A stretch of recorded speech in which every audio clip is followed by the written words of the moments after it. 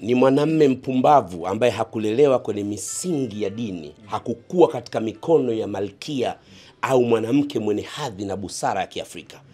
Mimi nikihudumia familia yako, nikihudumia watu wako wa Ahlul Bait, ni makosa kisheria kuja kutangaza baada mimi na wewe kugombana namna nilivyofanya. Maana yake hukufundwa, hukuenda jandoni.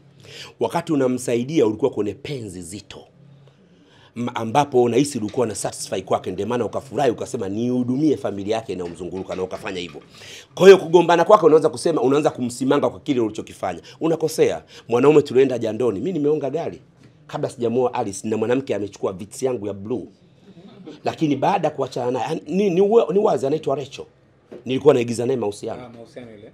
Alichukua vits yangu ya blue, lakini niliachana naye nikaendelea kwenye maisha yangu ya ndoa, na vits sijawahi kusema. Leo ndo kwa mara ya kwanza naisema. Na I'm sorry kusema, sisemi kama vile kujimwambafai. Nasema kutoa mfano hai.